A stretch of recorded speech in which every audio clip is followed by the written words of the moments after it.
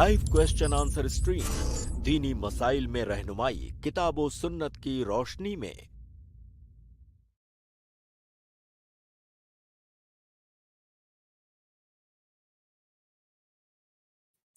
अस्सलामु अलैकुम व रहमतुल्लाहि व बरकातुहू। अल्हम्दुलिल्लाहि रब्बिल आलमीन व सलातु व सलामु अला रसूलिहिल करीम व मन तबिअहुम बि इहसानिन इला यौमिद्दीन, अम्मा बाद। मैं अपने तमाम भाइयों और बहनों का इस्तकबाल करता हूँ हमारी आज की इस लाइव क्वेश्चन एंड आंसर्स की स्ट्रीम में। अल्हम्दुलिल्लाह हमारी ये स्ट्रीम, जैसे कि आप जानते हैं, क्वेश्चन एंड आंसर्स की स्ट्रीम है और उम्मीद करते हैं आप लोगों को इससे काफ़ी फ़ायदा हो रहा होगा। आपको आपके बहुत सारे मसाइल का हल इस स्ट्रीम के ज़रिए से मिल रहा होगा। मेरे भाइयों और बहनों, इंशाअल्लाह आज भी हमारे साथ जो है हमारे मेहमान मोहतरम, चूँकि आज हमारे साथ डॉक्टर नसीम नहीं हैं, तो इंशाअल्लाह शेख तारिक हमारे साथ होंगे और वो आपके इंशाअल्लाह सवालात के जो है जवाबात देंगे। तो आप लोगों से गुजारिश है कि आप हमारे साथ इसी तरह से जुड़े रहें और आप ज़रूर भी ज़रूर हमारे इस प्रोग्राम से जुड़े रहें। आप जो है जो है ऐड होकर के ज़रूर भी ज़रूर हमसे मसाइल वगैरह पूछें ताकि आपकी रहनुमाई किताब व सुन्नत की रोशनी में की जा सके। और जैसे कि आप हमारे प्रोग्राम का फॉर्मेट जानते हैं, चूँकि आज हमारे साथ शेख मोहतरम डॉक्टर तारिक सफ़र रहमान मुबारक पूरी होंगे, तो शेख मोहतरम ओपनिंग कमेंट तो नहीं लेंगे, अलबत्ता आप लोगों के लिए सवालात का मौका होगा इंशाअल्लाह। आप बिला झिझक जो भी मसला हो आप अपना शेख मोहतरम से पूछ सकते हैं, सवालात कर सकते हैं। इंशाअल्लाह किताब व सुन्नत की रोशनी में आप लोगों की रहनुमाई की जाएगी। देखिए साथ ही साथ आप लोगों से गुजारिश है कि आप जो है हमारी जो लिंक आप तक पहुंचती है, आप ज़रूर भी ज़रूर अपने दोस्त और अहबाब तक शेयर कर सकते हैं। अच्छा, एक ज़रूरी ऐलान आज ये है कि कल चूँकि संडे है और कल हमारी कोई भी स्ट्रीम नहीं होगी।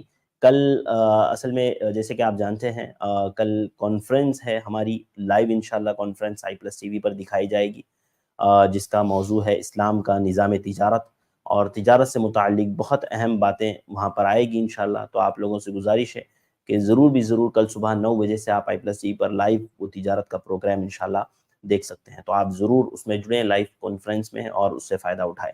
तो कल हमारी ये जो स्ट्रीम है वो कल नहीं होगी, डायरेक्ट इंशाअल्लाह हमारी ये स्ट्रीम जो है मंडे को होगी।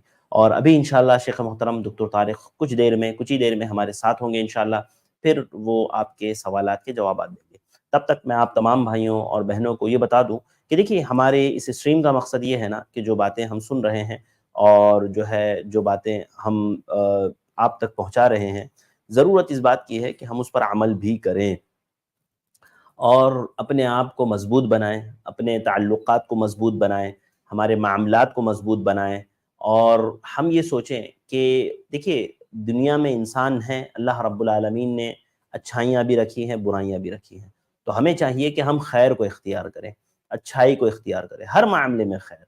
इन्नल्लाह कतबल इहसान अला कुल्ली शै। अल्लाह रब्बुल आलमीन ने अल्लाह के नबी सल्लल्लाहु अलैहि वसल्लम फरमाया कि अल्लाह ताला ने हर चीज़ के साथ एहसान का हुक्म दिया है। हर चीज़ में आप एहसान के पहलू को इख्तियार करें। एहसान किसे कहते हैं? देखिए आप एक बात समझिए, एहसान किसे कहते हैं कि किसी मामले में जो है बढ़ करके करना, यानी एक दर्जा आगे बढ़ करके करना। मिसाल के तौर पर एक शख्स की विरासत है और वो विरासत उस शख्स के मरने के बाद तक़सीम हो रही है, भाइयों ने अपना हिस्सा लिया, बहनों को अपना हिस्सा दिया, और उसके बाद भाई ने देखा कि मेरी बहन थोड़ा-सा कमज़ोर है, मेरी बहन थोड़ा-सा परेशान है, लिहाज़ा मैं थोड़ी-सी उसकी मदद कर देता हूँ, और अपने हिस्से में से भी उसने अपनी बहन को दे दिया। तो ये तो इंसाफ़ हुआ जो उसने किया, पहले जो बहन को दिया। अलबत्ता जो बढ़ा करके दिया वो उसने एहसान है। ऐसे एहसान के पहलू को हम हमेशा अपने ज़हन में रखें और अपनी हर इबादत में, हर मामले में, हर चीज़ में हम एहसान ज़रूर भी ज़रूर करें।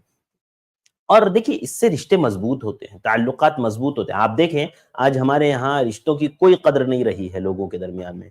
हालाँकि आप देखेंगे अल्लाह के नबी सल्लल्लाहु अलैहि वसल्लम और ख़ुद सहाबाए कराम रिश्तों की कितनी कदर किया करते थे।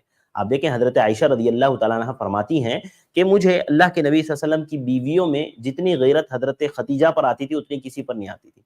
आपको पता है हज़रत आयशा से अल्लाह के नबी का निकाह कब हुआ? हज़रत खदीजा की वफ़ात के बाद। और हज़रत आयशा रज़ियल्लाहु तआला अन्हा जब अल्लाह के नबी सल्लल्लाहु अलैहि वसल्लम के निकाह में थी, उनके अलावा और मज़ीद बीवियाँ अल्लाह के नबी सल्लल्लाहु अलैहि वसल्लम के निकाह में थी, और वो बीवियाँ ज़िंदा थी। उन ज़िंदा औरतों पर अल्लाह हज़रत आयशा को जो है रश्क नहीं आ रहा है, बल्कि किस पर आ रहा है? जिनकी वफ़ात हो चुकी है। और कब आ रहा है? जबकि हज़रत आयशा उनकी ज़िंदगी में, यानी जब हज़रत खदीजा थी, उनकी ज़िंदगी में तो हज़रत आयशा थी भी नहीं, उसके बावजूद रश्क आता है। हज़रत आयशा खुद फरमाती है कि अल्लाह के नबी सल्लल्लाहु अलैहि वसल्लम جب ہمارے گھر میں سالن بنتا نا تو اللہ کے نبی صلی اللہ علیہ وسلم حضرت خدیجہ کی سہیلیوں کو بھیجا کرتے تھے وہ سالن. یعنی آپ سوچیں یہ جو حدیث ہے نا مجھے اور آپ کو اس بات کا درس دیتی ہے کہ میرے بھائیوں میری بہنوں یاد رکھو اپنے گھر والوں کے انتقال کے بعد بھی ان کے جو رشتہ دار ہوتے ہیں نا ان سے ہمیں رشتہ باقی رکھنا چاہیے. ہمارے یہاں ہوتا کیا ہے والد کا انتقال ہو گیا انسان بھول جاتا ہے چاچا کو, چاچا گئے پھوپھو گئے جتنا رشتہ دار تھے والد تھے جب تک انہوں نے رشتہ داری کو مضبوطی سے پکڑے رکھا تھا, انہوں نے چھوڑا نہیں تھا. لیکن جیسے ہی ان کی وفات ہو جاتی ہے لوگ بھول جاتے ہیں, لوگ جو ہے بھول جاتے ہیں اور جو ہے وہ یعنی جیسے والد نے رکھا تھا ویسے وہ نہیں رکھتے, وہ توڑ دیتے رشتوں کو. یاد رکھیے یہ صحیح نہیں ہے, رشتوں کو جوڑنا چاہیے اور ایک مسلمان رشتوں کو جوڑنے والا ہوتا ہے, رشتوں کو توڑنے والا وہ کبھی نہیں ہوتا. اسی لیے نا آپ دیکھیں گے احادیث میں کتنا اللہ کے نبی صلی اللہ علیہ وسلم نے رشتوں کو جوڑنے کی اور اس میں آگے بڑھنے کی اللہ رب اللہ کے نبی صلی اللہ علیہ وسلم نے کتنی فضیلت بیان کی ہے. تو میرے بھائیوں اور بہنوں بتانے کا مقصد یہ ہے نا کہ جو باتیں ہم لوگ یہاں پر سنتے ہیں دیکھتے ہیں شیوخ سے جو علم ہم لوگ حاصل کرتے ہیں ہم اس پر عمل بھی کریں, یہ بھی ہماری زندگی کا اور جو ہے ہمارے سننے کا ایک لازمی جز ہے. انشاءاللہ ابھی کچھ ہی دیر میں شیخ محترم ڈاکٹر طارق ہمارے ساتھ ہوں گے انشاءاللہ. شیخ محترم آپ کے سوالات کے جوابات دیں گے. میں آپ بھائیوں اور بہنوں کو بتا دوں کہ ہم نے ہماری اسٹریم یارڈ کی لنک کمنٹ میں پیسٹ کر دی ہے, اس لنک کو پن بھی کر دیا ہے. آپ ضرور بھی ضرور انشاءاللہ نہیں لنک ابھی پیسٹ ہو رہی ہے تو انشاءاللہ ابھی کچھ دیر میں لنک پیسٹ ہوگی تو آپ لوگ ضرور بھی ضرور جوائن ہوئیے گا. الحمدللہ شیخ محترم ہمارے ساتھ جڑ گئے ہیں, آئیے شیخ کو ایڈ کرتے ہیں, استقبال کرتے ہیں. السلام علیکم ورحمۃ اللہ وبرکاتہ. شیخ وعلیکم السلام ورحمۃ اللہ وبرکاتہ. جزاک اللہ خیر شیخ وقت دینے کے لیے, بارک اللہ فیکم. شیخ اگر آپ کی اجازت ہو تو سوالات کا سلسلہ شروع کرتے ہیں. ہاں بالکل انشاءاللہ. تو ہم لوگ انشاءاللہ سوالات کا سلسلہ شروع کر رہے ہیں. سب سے پہلے گیسٹ ہے فراز, میں آپ کو ایڈ کر رہا ہوں, آپ اپنا سوال پوچھیں. جی السلام علیکم شیخ. وعلیکم میرا السلام. سوال نماز میں لیٹ سے جوائن ہونے کے متعلق تو 3 سوالات ہیں. ان کے پہلا سوال یہ ہے کہ اگر دوسری رکعت میں شامل ہو رہے ہیں تو ثنا کس سمے پڑھیں گے؟ اسی سمے جب تکبیر تحریمہ کر کے یا پھر جب سلام پھیرنے کے بعد جو بچی ہوئی رکعت پڑھیں گے اس سمے؟ کیا اس میں جب بچی ہوئی رکعت کو پڑھیں گے تو کیا اس میں سورہ بھی ملانا ہوگا؟ الحمدللہ والصلاة والسلام علی رسول اللہ وعلی آلہ وصحبہ اما بعد. آپ کے سوال کی کئی صورتیں ہو جاتی ہیں. پہلی صورت تو یہ ہے کہ آپ جہری نماز میں امام کے ساتھ شریک ہوتے ہیں اور لیٹ شریک ہوتے ہیں, چاہے پہلی رکعت میں ہو یا آپ دوسری رکعت میں شریک ہو. اگر امام کے ساتھ آپ شریک ہوتے ہیں تو ایسی صورت میں جہری نمازوں میں اور امام مثال کے طور پہ سورہ فاتحہ شروع کر چکا ہے یا سورہ فاتحہ کے بعد دوسری صورت تلاوت کر رہا ہے تو اس صورت میں جو نبی اکرم صلی اللہ علیہ وسلم کی حدیث ہے وہ یہ کہ تم سورہ فاتحہ کے علاوہ کچھ نہ پڑھو. تو آپ داخل ہوں گے, تکبیر تحریمہ کہیں گے اور اس کے بعد اعوذ باللہ السمیع العلیم من الشیطان الرجیم من ہمزہ ونفخہ ونفثہ بسم اللہ الرحمن الرحیم کر کے آپ پہ سورہ فاتحہ پڑھ کر خاموش ہو جائیں گے اور امام کی قرات کو سنیں گے. یہ پہلی صورت ہوئی. دوسری صورت یہ ہے کہ آپ کسی ایسی رکعت میں شامل ہوتے ہیں چاہے جہری نماز میں یا سری نماز میں جس میں امام قرات نہ کر رہا ہے. آپ داخل ہوئے پہلی رکعت میں یا دوسری رکعت کے اندر یا تیسری یا چوتھی رکعت میں اور امام قیام کی حالت میں ہے تو وہاں پہ آپ دعائے استفتاح کے ساتھ یعنی تکبیر تحریمہ کے بعد دعائے استفتاح پڑھیں, اس کے بعد سورہ فاتحہ پڑھیں اور آپ کی پہلی رکعت ہے اس لیے مزید ایک سورہ کا اگر موقع ملتا ہے تو وہ بھی پڑھیں. یہ 2 صورتیں آپ کی ہو گئی. تیسری صورت یہ ہے کہ آپ جس وقت داخل ہو رہے ہیں آپ جانتے ہیں کہ امام بہت دیر سے قیام کی حالت میں ہے.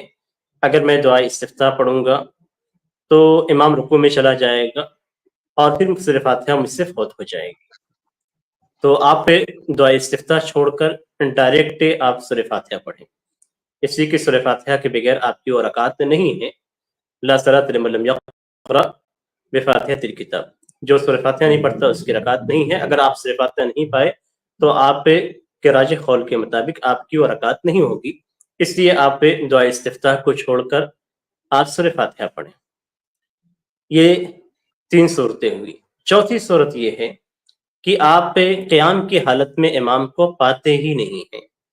آپ مثال کے طور پہ رکوع کی حالت میں یا سجدے کی حالت میں یا بیچ کی کسی بھی حالت میں آپ پاتے ہیں تو آپ سے دعائے استفتاح ثابت ہو گئی، اس لیے کہ نبی اکرم صلی اللہ علیہ وسلم کا فرمان ہے کہ جس سے حالت میں تم امام کو پاؤ اسی حالت میں تم چلے جاؤ، ما ادرکتم فصلوا وما فاتکم فاتموا۔ تو جو بھی کیفیت اور حالت ہوگی اس حالت میں آپ چلیں گے۔ سجدے کی حالت میں ہے تو آپ سجدے میں چلے جائیں اور سجدے کی دعائیں پڑھیں۔ دعائے استفتاح کا معنی ہوتا ہے کہ نماز کو شروع کرنے کی دعا۔ اب آپ کو نماز شروع کرنے کی دعا کا جو مقام تھا وہ آپ کو نہیں ملا تو آپ کو ثابت ہو گیا۔ آپ اگلی رکعت کے اندر آپ دعائے استفتاح نہیں پڑھیں گے، یعنی رکوع میں آپ پہ امام کو آپ امام سے ملے اور یا سجدے میں ملے، پھر آپ اگلی رکعت میں کھڑے ہوئے تو وہاں پہ آپ دعائے استفتاح نہیں پڑھیں گے، اس لیے کہ آپ کی نماز اسٹارٹ ہو چکی ہے۔ تو اسٹارٹ ہونے کے بعد آپ نماز میں جا چکے ہیں تو پھر دعائے استفتاح آپ کو نہیں پڑھی جائے گی۔ پھر آپ کھڑے ہوں گے تو سیدھے سورہ فاتحہ کی تلاوت آپ کریں گی، اور اگر کوئی اور آیت سورہ پڑھنے کے آپ کو موقع ملتا ہے تو آپ وہ سورہ پڑھیں گے، جو رکعت ہوگی وہ آپ کی پہلی رکعت شمار کی جائے گی۔ اچھا مثلاً ایک یہ جیسے کہ چوتھی رکعت میں ہم شامل ہوئے تو سلام پھیرنے کے بعد 3 رکعت میری بچی ہوئی ہے، تو وہ کیا تینوں رکعت میں سورہ فاتحہ اور سورہ بھی ملانی ہوگی یا پھر کس طریقے سے پڑھیں گے؟ اگر چوتھی رکعت میں شامل ہو رہے ہیں، 1 رکعت تو ہو گئی اور باقی 3 رکعت جو بچی ہوئی ہے جو سلام پھیرنے کے بعد سلام کے بعد ادا کریں گے، تو اس میں کیا تینوں میں سورہ فاتحہ اور سورہ ملانی ہوگی یا پھر صرف 2 میں سورہ فاتحہ اور سورہ ملانی ہوگی اور 1 صرف میں سورہ فاتحہ صرف پڑھنا ہوگا؟ دیکھیے فرض نماز سے میں اگر 4 رکعت والی نماز ہے تو آپ کو 2 رکعتوں میں سورہ فاتحہ اور 1 سورہ پڑھنا ہے۔ اگر 3 رکعت والی نماز ہے تو پہلے کے 2 رکعتوں میں آپ کو سورہ فاتحہ اور 1 سورہ پڑھنی ہے، تو اس طریقے سے پڑھنا ہے آپ کو۔ اب آپ جب نماز کے اندر داخل ہوں گے اور امام کسی رکعت میں ہے، آپ کی پہلی رکعت ہے، تو آپ اپنی پہلی رکعت کے اندر سورہ فاتحہ کے ساتھ 1 سورہ پڑھیں گے۔ اگر اس کا موقع نہیں ملتا ہے، آپ سورہ فاتحہ پڑھتے ہیں، پڑھتے ہوئے امام رکوع میں چلا جاتا ہے تو کوئی بات نہیں، آپ کو وہ سورہ فاتحہ آپ کے بعد آپ کی جو سورہ تھی وہ نہیں آپ کو ملی، اور امام کی مطابقت آپ پر واجب ہے، اس لیے آپ سنت کو چھوڑ کر سیدھے واجب کو ادا کریں گے۔ اب جیسے آپ نے بتایا کہ آپ کی 3 رکعتیں چھوٹ گئی ہیں، 1 رکعت آپ کو ملی، 1 رکعت میں آپ نے سورہ فاتحہ پڑھا، اس کے ساتھ آپ کو موقع ملا تو آپ نے 1 سورہ پڑھ لی، موقع نہیں ملا تو آپ کی 1 رکعت پہلی رکعت ہو گئی۔ جو رکعت آپ کو نماز میں جاتے ہوئے ملتی ہے قیام کی حالت میں، یا بعد والی رکعت آپ کو قیام کی حالت میں ملتی ہے، وہ آپ کی پہلی رکعت ہوتی ہے، اس کو پہلی رکعت شمار کرتے رہیں۔ اب امام کے سلام پھیرنے کے بعد جب آپ کھڑے ہوں گے تو آپ کی دوسری رکعت ہوگی، تو دوسری رکعت میں آپ کو 1 سورہ فاتحہ کے ساتھ پڑھنی ہے۔ پھر اس کے بعد بقیہ جو 2 رکعتیں رہیں گی وہ آپ کی تیسری اور چوتھی رکعت ہوگی، جس میں سورہ فاتحہ کے ساتھ 1 سورہ نہ ملا کر پڑھنا، یہی عام نبی اکرم صلی اللہ علیہ وسلم کا معمول تھا۔ تو آپ صرف 1 رکعت کے اندر سورہ فاتحہ کے ساتھ سورہ پڑھیں گے، باقی جو بعد کی 2 رکعتیں ہیں ان دونوں رکعتوں میں صرف سورہ فاتحہ پڑھیں گے، سورہ نہیں ملائیں گے۔ جی جی اب اچھا ایک آخری سوال یہ جزاک ہے اللہ کہ خیر۔ اگر فراز بھائی مثلا کافی لمبا ہو گیا جی آپ کا سوال۔ اچھا جی جی جی ٹھیک ہے ٹھیک جی کوئی بات نہیں جزاک اللہ خیر۔ بارک اللہ فیکم۔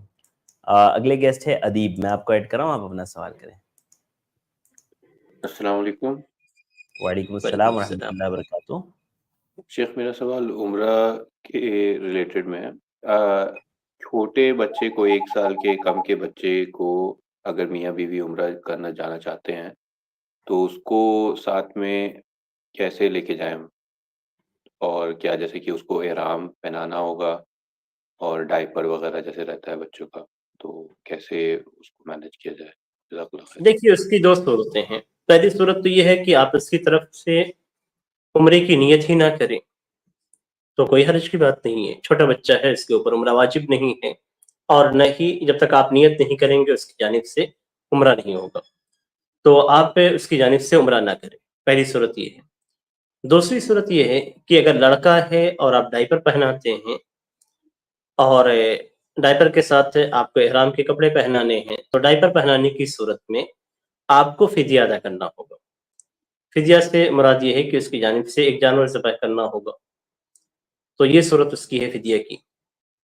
اب بچہ یا اس کی جانب سے کھانا کھلا دیں گے 6 مسکینوں کو تو بھی ہو جائے گا انشاءاللہ. روزے کی صورت یہاں پہ ممکن نہیں ہوتی ہے، اس سے روزے کی صورت یہاں پہ ثابت ہو جائے گی. تو آپ ڈائپر پہنا کے احرام کے کپڑے پہنائیں. جیسے آپ احرام کی حالت میں ہیں، لڑکا ہے تو اس کو بھی احرام کی حالت میں رکھنا ہوگا اگر آپ عمرے کی نیت اس کی جانب سے کرتے ہیں. اور اگر بچی ہے تو پھر کوئی مسئلہ نہیں ہے. بچی ہونے کی صورت میں آپ اس کو اس کے کپڑوں میں ڈائپر کے ساتھ آپ اس کو لے جا کر عمرہ کرا سکتے ہیں. کوئی فدیہ نہیں ہے، کوئی کسی بھی طرح کا اس کی جانب سے روزہ رکھنا نہیں. لیکن ایک چیز جو غلطی ہوتی ہے عام طور پہ، وہ احرام کے کپڑوں سے ہٹ کر ہے. ہم جب طواف کرتے ہیں تو طواف کے اندر اکثر ایسا ہوتا ہے، اکثر دیکھا گیا ہے کہ لوگ بچے کو گود لے لیتے ہیں. اور ہاتھ میں گود لینے کی جس طریقے سے عام طور پہ ہم لیتے ہیں، ہاتھ میں جب ہم گود لیتے ہیں تو بچے کا جو بایاں حصہ کعبے کی طرف ہونا چاہیے وہ نہیں ہوتا، اور کبھی بچے کو کندھے پہ ہم رکھ لیتے ہیں تو بالکل الٹا ہو جاتا ہے. تو اس کا طواف الٹا ہو جاتا ہے. اس لیے اس بات کا خاص خیال رکھیں کہ جس طریقے سے ہم طواف کر رہے ہیں بچے کی جو حالت ہو ایسے ہی ہو. تو اگر کچھ ایسا انتظام ہم کر لیں تو اس صورت میں آسانی ہو جائے گی. بچے کو ہم سیدھے رکھ لیں، جس طریقے سے ہمارا چہرہ ہے ہمارے چہرے کی طرح اس کا چہرہ بھی رہے، اور بائیں طرف کعبہ ہو اور دائیں طرف دایاں حصہ ہو.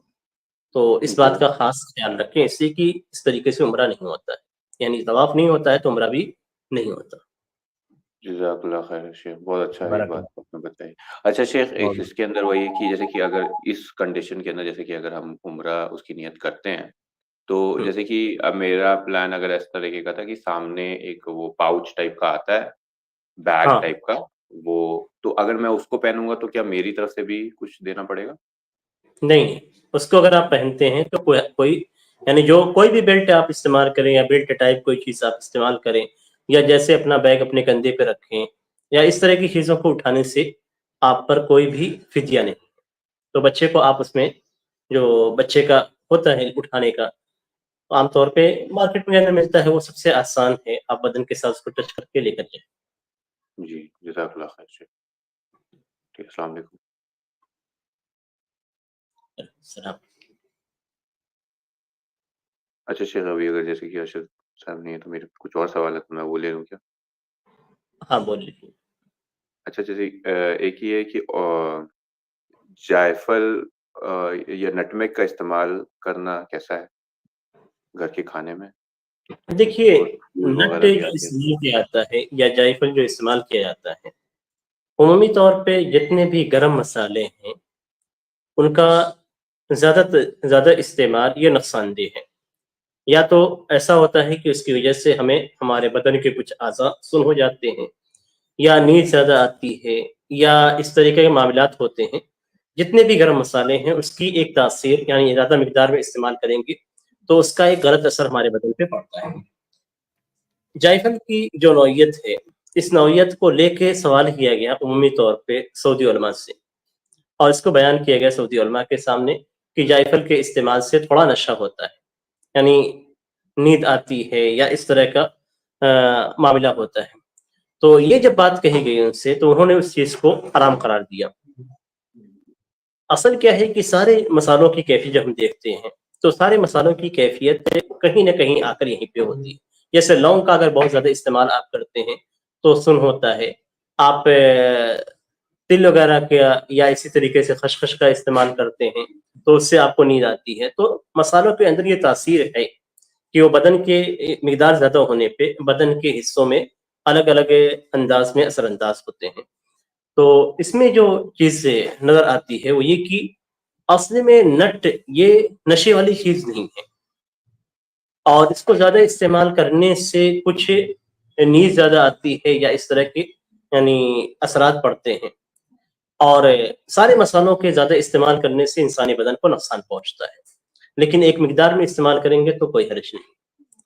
تو جائفل کا کوئی ایسا اثر نہیں ہے کہ آپ اسے جس مقدار میں استعمال کیا جاتا ہے مسالوں کے اندر، اس سے اس مقدار میں آپ استعمال کریں گے تو اس کا انسانی بدن پہ نقصان پہنچے گا، یا آپ کو نیند یا اسی طریقے سے یا اسی طریقے سے نشہ مبتلا کرے گا. ایسی کوئی چیز نہیں ہے اس کے اندر.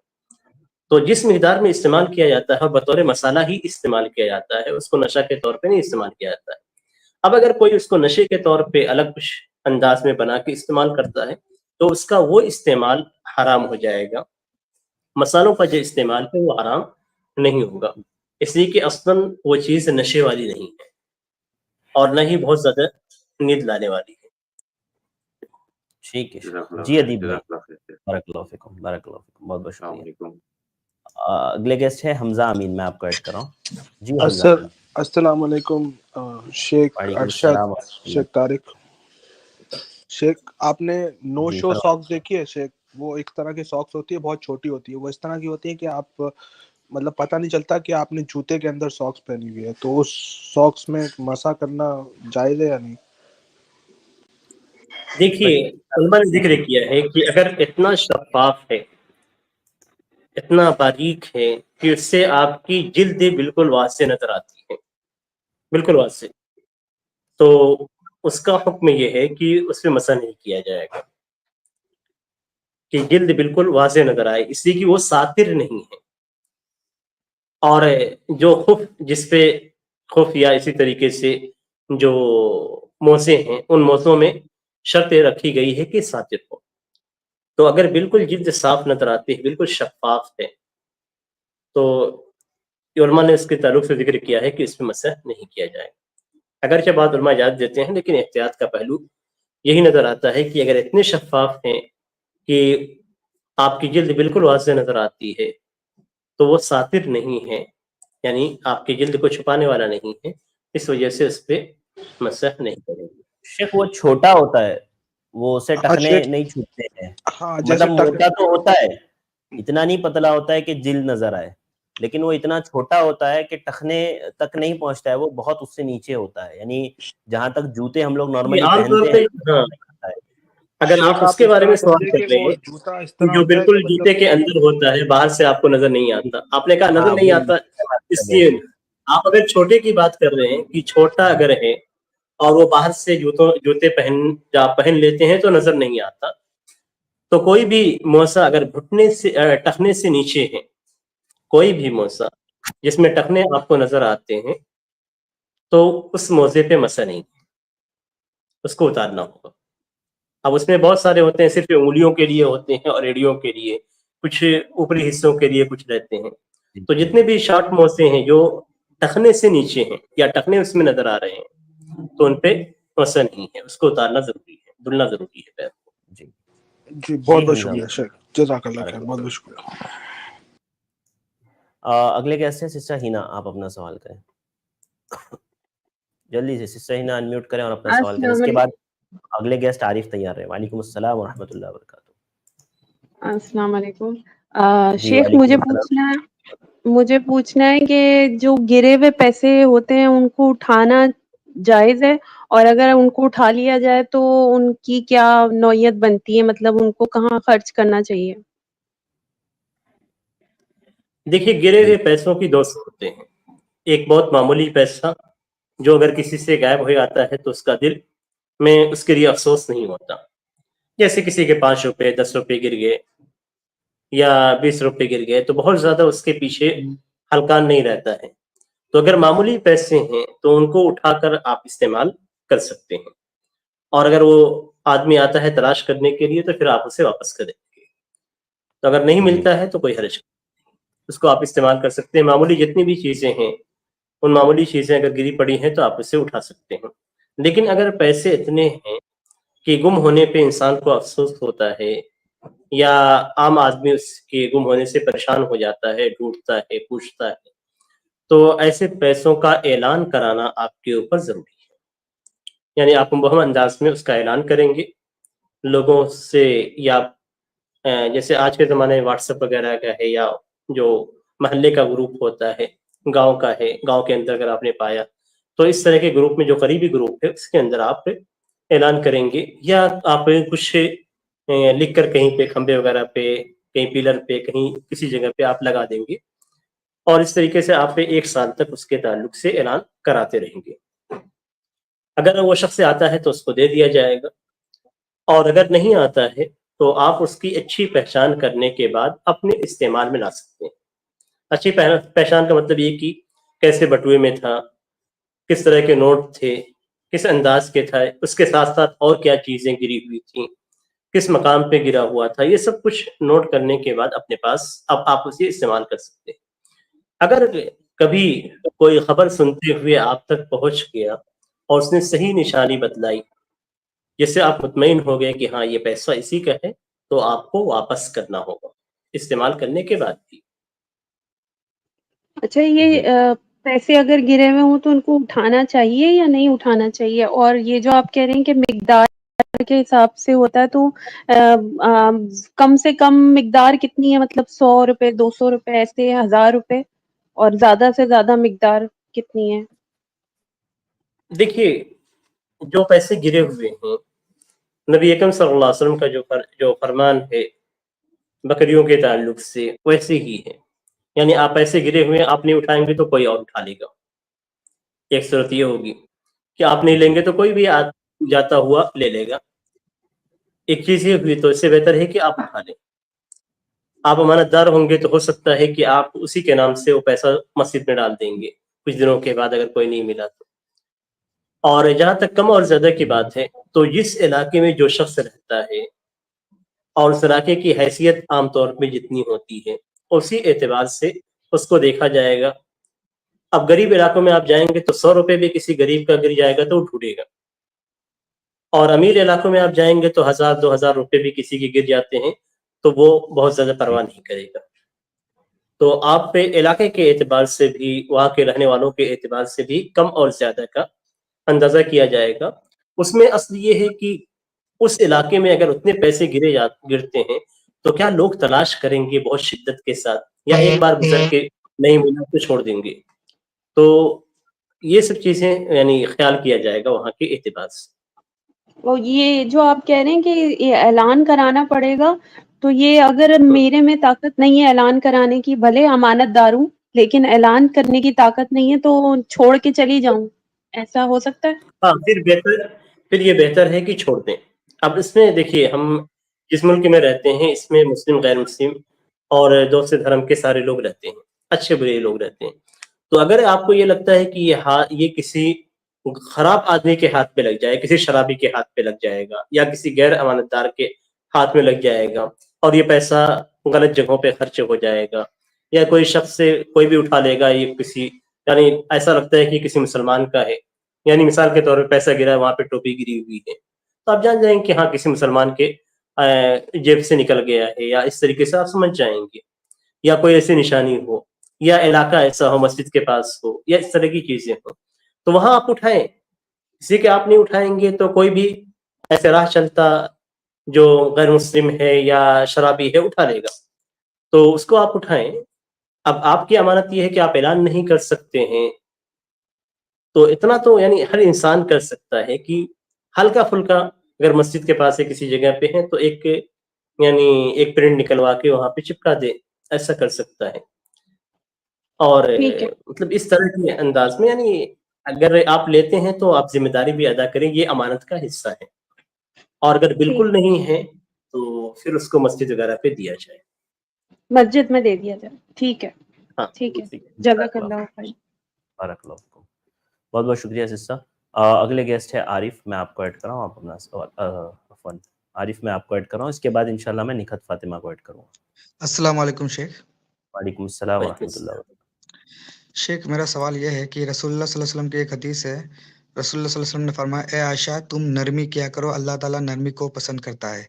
और अगर हम हज़रत उमर रज़ियल्लाहु अन्हु का अगर हम सीरत पढ़ेंगे तो हमें ये मालूम पड़ता है कि वो एक बहुत स्ट्रिक्ट मतलब आदमी थे। तो हमें किन-किन मौकों पर नरमी और किन-किन मौकों पर सख्ती इख्तियार करना चाहिए? देखिए, पहली चीज़ ये है कि नबी अकरम सल्लल्लाहु अलैहि वसल्लम का फरमान है कि अल्लाह तबारक व तआला नरमी को पसंद करता है। یہ صحیح جی بات ہے کہ نرمی اختیار کرنی چاہیے، اور نبی اکرم صلی اللہ علیہ وسلم کی حدیث بھی اس سلسلے میں ہے، ہمیں نرمی اختیار کرنے کا حکم دیا گیا ہے۔ دوسری بات جو آپ نے کہی وہ یہ کہ حضرت عمر رضی اللہ تعالیٰ عنہ بہت اسٹرکٹ تھے، یہ بات صحیح نہیں ہے۔ یہ بات آپ ان کی سیرت اگر اچھی طریقے سے پڑھیں گے، عام طور پہ یہ بات ان کے تعلق سے مشہور ہے کہ حضرت ابوبکر رضی اللہ تعالیٰ عنہ بہت نرم دل تھے اور حضرت عمر رضی اللہ تعالیٰ عنہ بہت سخت دل تھے، یا بہت سختی تھی ان کے اندر۔ نہیں، کبھی کبھی آپ دیکھیں گے تو معاملہ بالکل برعکس نظر آتا ہے۔ حضرت ابوبکر رضی اللہ تعالیٰ عنہ، ان کے زمانے میں جب لوگ مرتد ہوئے، لوگوں نے زکوٰۃ دینے سے انکار کیا، تو حضرت ابوبکر رضی اللہ تعالیٰ عنہ ان سے جنگ کرنے کا ارادہ کیا۔ اب جنگ کرنے میں حضرت ابوبکر رضی اللہ تعالیٰ عنہ سے بحث کرنے کے لیے حضرت عمر رضی اللہ تعالیٰ عنہ آئے۔ انہوں نے کہا کہ کیسے آپ ان لوگوں سے قتال کریں گے، کیسے آپ ان سے جنگ کریں گے، یہ لا الہ الا اللہ محمد رسول اللہ کہتے ہیں۔ تو برابر وہ ان سے بحث میں الجھے رہے کہ نہیں، قتال نہیں کرنا ہے، اور وہ برابر اس پہ ڈٹے رہے کہ قتال کرنا ہے۔ تو نرمی کن کے اندر پائی گئی؟ ظاہر سی بات ہے مسلمانوں کے تئیں ان کا دل میں نرم تھا، لیکن اسلام پہ سختی سے قائم تھے وہ۔ اور جس قدر ان کے واقعات کو آپ گہرائی سے پڑھیں گے تو اتنا رونے والا شخص سے آپ شاید ہی کسی کو دیکھتے ہو، یعنی حضرت بکر رضی اللہ تعالیٰ عنہ کے بعد اتنا رونے والا شخص سے۔ غیرت مند تھے، غیرت تھی ان کے اندر کہ مسلم عورتوں کو دوسرے نہ دیکھیں، یہ چیز ایسے ہونی چاہیے۔ حجاب کی آیت انہی کے بار بار بولنے کی وجہ سے نازل ہوئی، تو غیرت تھی ان کے اندر، اسلامی غیرت تھی، مسلمانوں کے تحت غیرت تھی، اور وہ اسلام پہ سختی سے پابند تھے۔ یہ ساری چیزیں تھیں ان کے اندر، قوت تھی، طاقت تھی ان کے اندر، زور تھا، یہ تمام چیزیں تھیں، لیکن نرمی ان کے اندر بہت زیادہ تھی۔ یہ حضرت عمر رضی اللہ تعالیٰ عنہ کا وہ پہلو ہے جو عام طور پہ ان کی سیرت لکھنے والے ظاہر نہیں کرتے ہیں۔ حالانکہ بہت نرم دل تھے، بہت نرم دل تھے، رونا شروع کر دیتے تھے، اور اپنے تعلق سے بہت سی یعنی نرمی کی باتیں ان کے سیرت میں ملتی ہیں۔ تو یہ کہنا کہ بہت اسٹرکٹ تھے، یہ صحیح نہیں ہے۔ اسلام کے سختی سے پابند تھے، اور یہ چیز ہونی بھی چاہیے، ایک مومن کے پختہ ایمان کی دلیل ہے۔ تو شیخ مطلب آج کی زندگی میں کن کن موقعوں پر ہم سختی اختیار کریں؟ دیکھیے اسلام کیونکہ اگر ہم نرمی اختیار کریں گے، بہت سارے لوگوں کو یہ موقع مل جاتا ہے کہ آدمی نرم ہے، اس پر اٹیک کرے یا وار کرے۔ دیکھیے اس مومن کے تعلق سے ہے کہ مومن چالاک ہوتا ہے۔ چالاک ہونے کا معنی یہ وہ آج کے زمانے کے اعتبار سے نہیں، چالاک ہونے کا مطلب یہ کہ حالات کو سمجھ کے فیصلہ لیتا ہے۔ تو جہاں آپ دیکھیں کہ نرمی سے فائدہ پہنچنے والا ہے، وہاں آپ نرمی اختیار کریں۔ دعوت کے معاملے میں ہمیشہ نرمی اختیار کریں، لیکن نرم لہجے میں آپ اپنی بات سخت بات بھی کہیں گے تو وہ بات اچھی لگے گی۔ نرم لہجے میں اگر آپ سامنے والے کو کہتے ہیں، تو کسی سے بحث ہو رہی ہے تو آپ کو بہت زیادہ غصہ ہونے کی یا لڑ جھگڑنے کی ضرورت نہیں ہے، آپ اپنی باتوں کو دلیل کے ساتھ پیش کریں۔ آپ خود دیکھیں کہ موسیٰ علیہ السلام اور فرعون کی جو مکالمے قرآن کریم کے اندر ہے، کس انداز کے ہیں؟ حضرت ابراہیم علیہ السلام کے مکالمے کس انداز کے ہیں؟ یعنی سامنے والا کیا کیا بول رہا ہے اس پہ کچھ نہیں، آپ کی جو دعوت کا کام کرنا ہے اپنی دلیل کو پیش کرتے رہیں۔ تو دلیلیں ایسے پیش کرنا ہے، الجھنا نہیں ہے۔ تو جو اسلام کی باتیں ہیں اس پہ آپ سختی سے پابند رہیں۔ آپ یعنی اس کے پابند ہونے کا مطلب یہ کہ آپس میں عمل کریں، کوئی کچھ بھی کہتا رہے، اور جب آپ دعوت کا کام کریں تو نرمی سے کام کریں، دوسروں لوگوں کے ساتھ معاملہ کریں تو نرمی کا معاملہ کریں، یہ اصلی ہے۔ یعنی آپ اپنے اوپر جب کریں تو سختی سے آپ اسلام کے پابند رہیں، دوسروں کے ساتھ معاملہ ہو تو نرم بات ہو، نرم گفتگو ہو، نرم انداز ہو، اسے اسلام کی طرف دعوت دینے میں نرمی سے کام لیں، تو یہ ہونا چاہیے۔ ایسا نہیں کہ بالکل یعنی اتنا نرم آدمی پڑ جائے کہ سارے لوگ اس کے اوپر حاوی ہو جائیں، یہ بھی نہیں ہے۔ یہ چالاک آدمی جو رہتا ہے وہ مصلحت کے اعتبار سے کبھی سختی اختیار کرتا ہے، کبھی نرمی اختیار کرتا ہے۔ شیخ اور ایک چھوٹا سا سوال کر سکتا ہوں کیا شیخ؟ जी कर लीजिए जल्दी से। जी शेख, मेरा ये सवाल है कि जब हम अजान सुनते हैं, अगर हम उस वक्त किसी से बातचीत कर रहे हैं या फिर ऑनलाइन क्लास अटेंड कर रहे हैं या फिर ऑनलाइन कोई दीनी लेक्चर सुन रहे हैं, क्या उस वक्त उसे बंद करना लाजिम होगा या फिर उस वक्त खामोश रहना लाजिम है क्या उस वक्त? तो देखिए, अजान का जवाब देना ये सुन्नत है, और दुरूस में या बात करने में कभी कभी ऐसी चीजें होती हैं कि आप यानी वाजिब की अदायगी कर रहे होते हैं। तो अगर दोनों चीज़ों को जमा करना मुमकिन है तो सबसे बेहतर है। यानी आप उस टाइम पे आप किसी से बात कर रहे हैं, बात करते हुए आप अजान का जवाब भी दे रहे हैं और बात भी कर रहे हैं, तो कोई हर्ज नहीं है। दोनों को जमा करें, दोनों को एक साथ करें तो ज़्यादा बेहतर है। इसी तरीके से अगर लेक्चर वगैरह है, थोड़ी देर के लिए रोक के आप अजान का जवाब दे सकते हैं तो बेहतर है। इस तरीके से करना, यानी दोनों को जमा करना बेहतर है। वरना अजान का जवाब देना ये सुन्नत है, अफजल है, और उसको नहीं छोड़ना चाहिए। इसलिए बेहतर ये है कि उस सवाब को भी ना छोड़े, और अगर दो चीजें एक साथ कर सकते हैं तो दोनों को एक चीज एक साथ कर ले। शेख, अगर किसी ठीक वजह है, से ना कर पाए तो ये गुनाह तो नहीं है शेख? नहीं गुनाह नहीं है, अफजल चीज छूट जाएगी। ओके, जज़ाकल्लाह शेख, जज़ाकल्लाह खैरन। बहुत बहुत शुक्रिया आरिफ भाई। इसके बाद मैं अगले गेस्ट को ऐड करूँ, सिस्टर निखत फातिमा। अस्सलाम वालेकुम वरहमतुल्लाहि वबरकातुहू। शेख, मेरा सवाल सिला रहमी से है। मैं जब अपने भाइयों के साथ सिला रहमी शुरू करती हूँ तो क़ता रहमी बढ़ जाती है, तो क्या मैं सिला रहमी की फजीलत को हासिल करने के लिए अपने हुकूक जो विरासत है भूल जाऊँ या मुतालबा करना छोड़ दूँ? चूँकि हदीस रसूल सल्लल्लाहु अलैहि वसल्लम है कि क़ता रहमी करने वाला जन्नत में नहीं जा सकता और दुनिया में भी इसके नुकसानात हैं, रहनुमाई फरमाएं। देखिए, सिला रहमी किसको कहते हैं ये समझने की जरूरत है। सिला रहमी का मतलब ये कि आप अपने भाइयों के साथ बात करते हैं, उनके साथ ताल्लुक रखते हैं, उनके जो हुकूक आपके ऊपर हैं, यानी वो आपके घर आते हैं तो आप उनकी ज़ियाफत करते हैं, मेहमान नवाजी करते हैं, आप कभी उनके घर पे जाते हैं, ये सब सिला रहमी है। अब अगर आप अपने हक का मुतालबा करते हैं विरासत का, और वो लोग आपको काट के रखते हैं, मुतालबा करने का मतलब ये कि आप मुतालबा, आपका हक है विरासत में, आप मुतालबा करें, वो लोग आपसे ताल्लुक तोड़ते हैं तो वो सिला रहमी तोड़ रहे हैं, आप सिला रहमी तोड़ नहीं दे, यानी क़त्अ रहमी आप नहीं कर रहे, बल्कि वो ताल्लुक को खराब कर रहे हैं, तोड़ रहे हैं। इसलिए कि आपके लिए आपका मुतालबा करना ये जायज़ है, और उनके लिए उस चीज़ को अदा करना और आपको देना ये वाजिब है उनके ऊपर। अब अगर वो नहीं देने के लिए आपसे रिश्ता तोड़ते हैं तो वो तोड़ रहे हैं, आप नहीं तोड़ रहे, तो आप उनसे ताल्लुक रखें, अपना मुतालबा भी रखें। अगर वो आपको मना कर देते हैं कि नहीं हमारे घर नहीं आना, तो आपका हक अदा हो गया, आपने ताल्लुक नहीं तोड़े। उसके बावजूद आप फोन पे बात करें, उसके बावजूद आप खैरियत लें, वो सारी चीजें आप करें, यानी ताल्लुक आप रखें, तो ये सिला रहमी का जो हक है वो आप अदा करेंगे। अगर वो तोड़ते हैं तो गुनाह उनके ऊपर रहेगा, आपके ऊपर नहीं। शेख, फोन में बात करने की शुरुआत ही होती है तो 2-4 बात के बाद ही तो मामला बिगड़ जाता है, तो फिर आगे फोन करना फिर मुनक़ता हो जाता है, बरसों बात नहीं होती है, और अगर बात फिर शुरू होती है, कोशिश करते हैं तो फिर ऐसे मकाम पे पहुंचती है बात कि मेरी भी तबीयत खराब होती है उन लोगों की सख्त लहजे से, सख्त बात से। देखिए, अगर वो हक को अदा नहीं करते हैं, आपको विरासत में हक नहीं देते हैं, तो वो रिश्ता तोड़ रहे हैं, आप नहीं।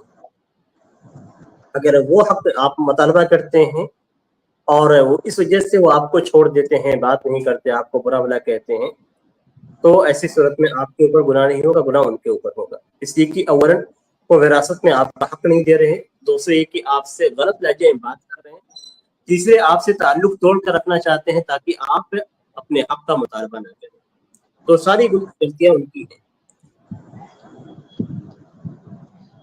जी शेख, तो इस हाल में ہم بار بار جو پہل کرتے ہیں فون کا اور اس کے بعد سخت بات سننی پڑتی ہے تو فون کرنا بند کر دیتے دیں اگر تو کوئی حرج نہیں ہے نا اس میں؟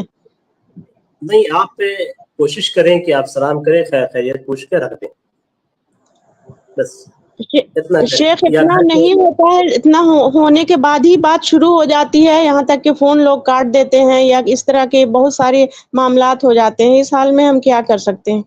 دیکھیے، اگر وہ آپ کا حق نہیں دے رہے ہیں اور وہ جانتے ہیں کہ آپ اپنا مطالبہ کر رہے ہیں تو ایسی صورت میں ان سے تعلق کاٹ کے رکھنا یہ آپ کے لیے ضروری نہیں ہے.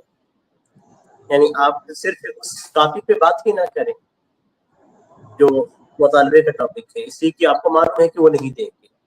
آپ صرف اتنا کہہ دیں کہ ہم نہیں معاف کریں گے، آپ کو ہمارا حق اگر دینا ہے تو دیجیے، نہیں تو پھر آخرت میں ملے گا. بس اتنی بات ہے.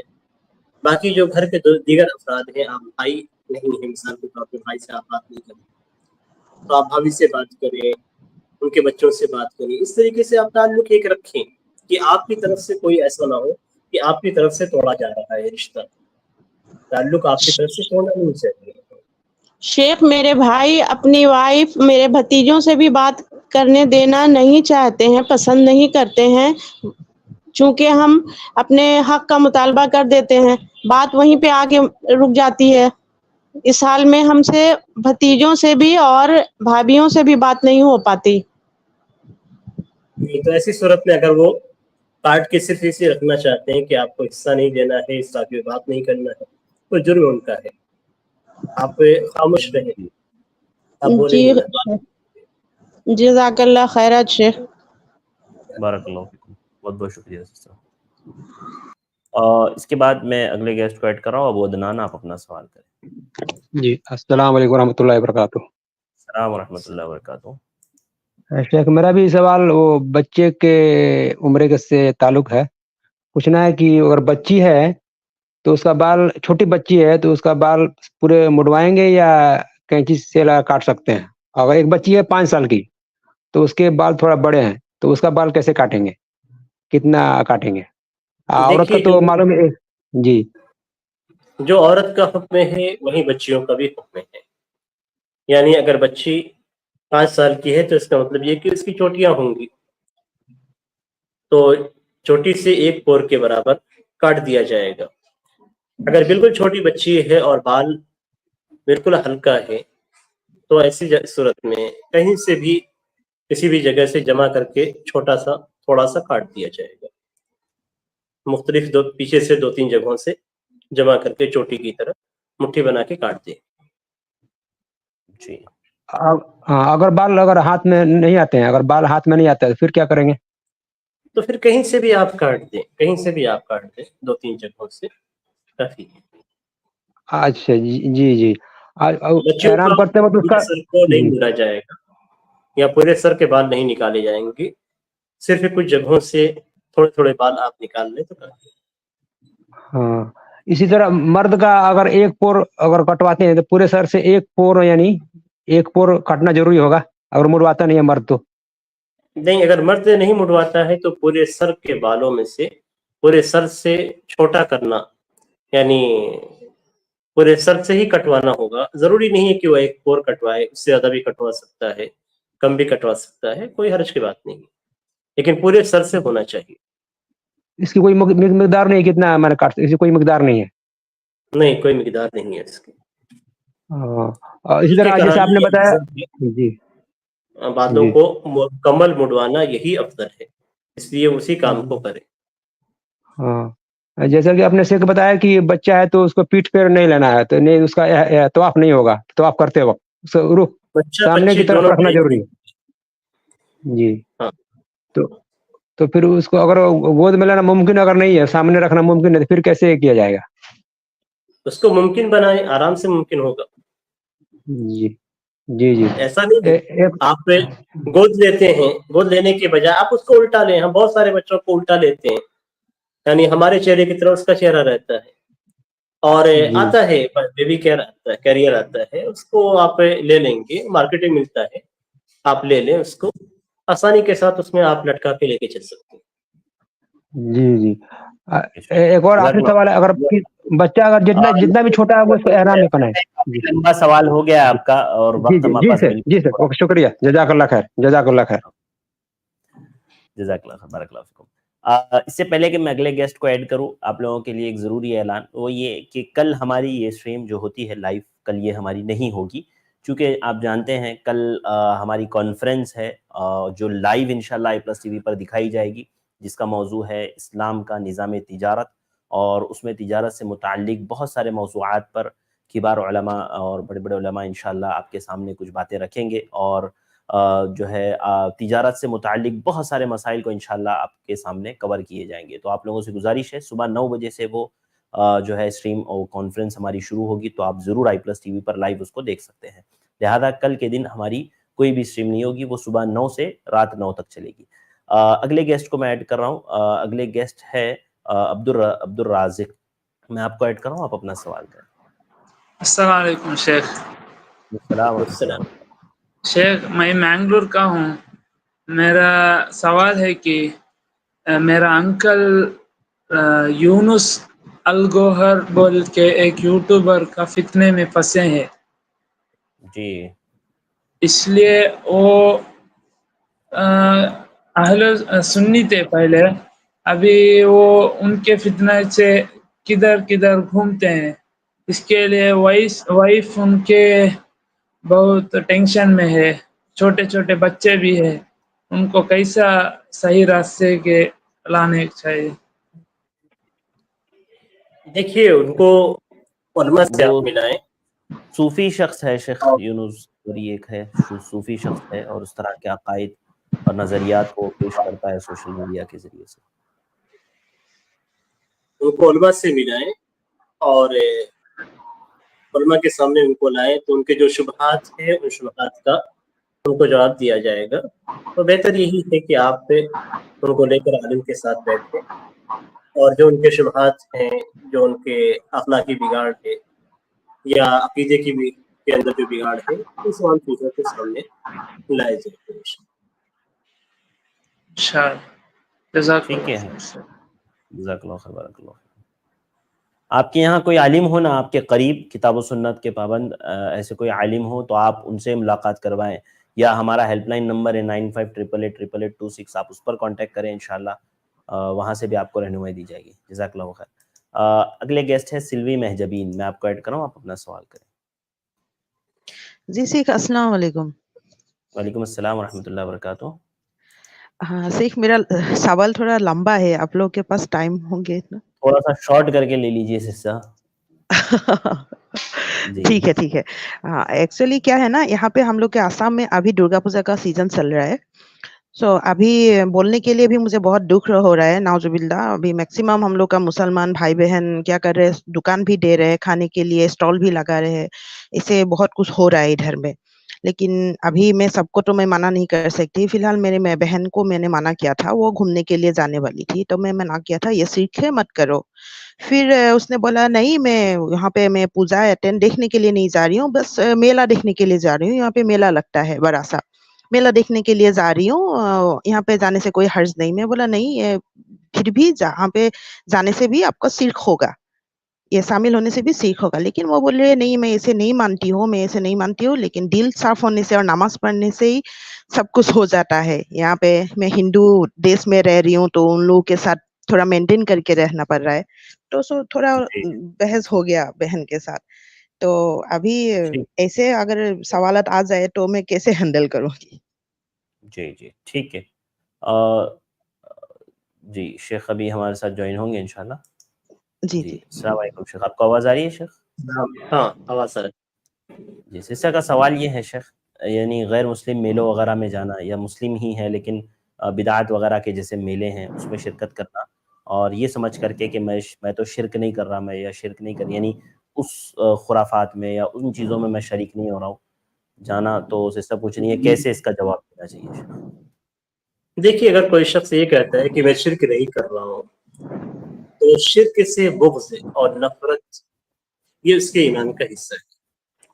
हमें सिर्फ ये नहीं कहा गया है कि शिर्क किया जाए, یا شرک نہ کیا جائے تو ایسی صورت میں وہ مکمل مومن ہے. وَقَرَّهَ إِلَيْكُمُ الْكُفْرَ وَالْفُسُوقَ وَالْعِصْيَانَ کہ اللہ تبارک تعالیٰ نے کفر اور فسق اور گناہ کے کاموں کو ناپسند کرایا ہے. یعنی ہمارے دلوں کے ہمارے ایمان کی دلیل یہ ہے اور ہمارے صحیح مومن اور صحیح مسلمان ہونے کی دلیل یہ ہے کہ صرف شرک نہیں، شرک کو ناپسند کرنا، اس کو بہت خراب سمجھنا، اس سے نفرت کرنا، یہ ہمیں ہمارے ایمان کا حصہ ہے. تو اب اگر کوئی شخص سے شرکیہ میلوں میں شریک ہوتا ہے، بدعت کے میلوں میں شریک ہوتا ہے، تو وہ اس کو پسند نہیں کرتا، یعنی اس سے نفرت نہیں کرتا ہے. اگر نفرت کرتا تو پھر وہاں پہ شریک نہیں ہوتا.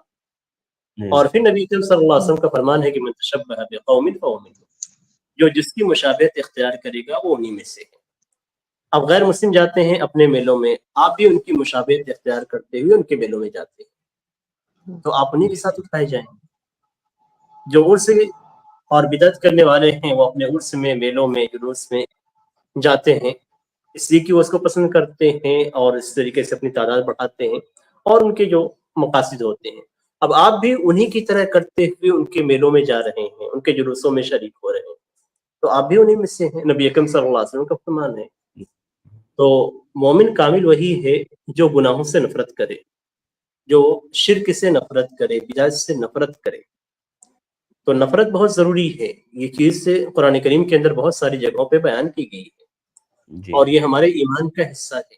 الحب فی اللہ والبغض فی اللہ، اللہ کے لیے کسی سے محبت کرنا، اللہ کے لیے کسی سے نفرت کرنا، تو یہ ایمان کا حصہ ہے. نبی اکرم صلی اللہ علیہ وسلم نے فرمایا کہ یہ ایمان کا حصہ ہے. تو ایک مسلمان، کامل مسلمان، بہتر مسلمان اسی وقت ہوتا ہے جب وہ شرک کا انکار بھی کرتا ہے اور ساتھ ہی ساتھ اس سے نفرت بھی کرتا ہے. اب جو شریک ہوگا وہ ظاہر سی بات ہے نفرت نہیں کر رہا ہے، وہ تو اور ان کی تعداد کو بڑھا رہا ہے. جی شیخ وہ بولتے ہیں کہ میں دل صاف ہونے سے اور نماز پڑھنے سے ہی بس سب کچھ ہو گیا، دل صاف ہونا چاہیے، ایسے کچھ مجھے نہیں لگتا. ہاں شیخ ایسے دیکھیے مسلمان وہ ہے جو قرآن حدیث کے مطابق عمل کرے. جی آپ کا اگر عمل قرآن حدیث کے مطابق ہے تو آپ کی باتیں دلیل نہیں ہیں. آپ کو چلنا ہے اللہ اس کے رسول کے اعتبار سے. آپ کہیں کہ دل صاف اگر آپ کا ہے، دل اگر صاف ہے، اللہ تبارک تعالیٰ نے آپ کا دل اگر صاف کیا ہے تو آپ نفرت کریں گے.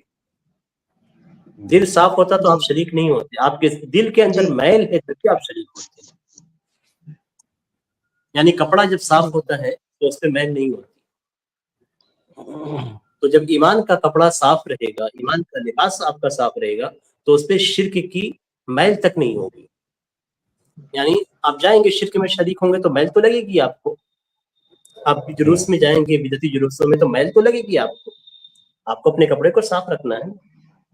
وَلِبَاسُ التَّقْوَىٰ ذَلِكَ خَيْرٌ، تقویٰ تو اصل دل میں ہے. اور آپ کہتے ہیں کہ دل صاف ہونا چاہیے. کیسے صاف ہونا چاہیے؟ جب تک آپ شرک کو کی محبت کو یا شرک میں جانے کو آپ نکال کے پھینکیں گے نہیں، آپ کا دل صاف ہوگا ہی نہیں. تو عمل اور دل، نیت دونوں برابر ہونی چاہیے. انما الاعمال بالنیات، کہ سارے عمل نیت کے اعتبار سے ہوتے ہیں. عمل بھی صحیح ہونا چاہیے، نیت بھی صحیح ہونی چاہیے. عمل بھی سنت کے مطابق ہونا چاہیے، آپ کی نیت بھی سنت کے اور قرآن کے مطابق ہونی چاہیے. جی جی جی شکریہ جزاک اللہ. جزاک اللہ خیر شیخ، وقت دینے کے لیے. وقت ہمارا مکمل ہوا. اللہ آپ کو جزائے خیر دے. آپ نے اس وقت بھی ہمیں جو ہے ٹائم دیا، اللہ تعالیٰ قبول کرے. بہت بہت شکریہ شیخ. انشاءاللہ پھر ملاقات ہوگی. بارک اللہ فیکم. السلام علیکم ورحمۃ اللہ وبرکاتہ. السلام ورحمۃ اللہ وبرکاتہ. اس کے بعد میں اپنے تمام بھائیوں اور بہنوں کا شکر گزار ہوں. اور جیسے کہ آپ جانتے ہیں میں نے 2 بار اعلان کر چکا ہوں میں کہ کل کی ہماری اسٹریم لائیو کوشچن آنسرس کی نہیں ہوگی. البتہ کل ہماری کانفرنس ہے i+TV پر لائیو ہوگی صبح 9 بجے سے. آپ لوگ ضرور دیکھیے گا. اسلام کا نظام تجارت بہت شاندار موضوع ہے اور اس سے متعلق بہت شاندار شیخیں آپ کے سامنے آئے گی اور بہت سارے اس میں یعنی شبہات اور ڈاؤٹس چاہے تجارت سے متعلق جتنی چیزیں ہیں نا تقریباً انشاءاللہ اس میں کور کر لی جائے گی. تو آپ لوگوں سے گزارش ہے، کل کا دن سنڈے ہے، آپ ضرور اس کا صحیح استعمال کریں اور ہماری وہ کانفرنس میں آپ ضرور جڑیں اور لائیو اس کو دیکھیں i+TV پر. تو آج کے لیے بس اتنا ہی. مجھے دیجیے اجازت. انشاءاللہ آپ لوگوں سے پھر ملاقات ہوگی. تب تک کے لیے اپنا خیال رکھیں اور i+TV دیکھتے رہیں. جزاک اللہ خیر. السلام علیکم ورحمۃ اللہ وبرکاتہ.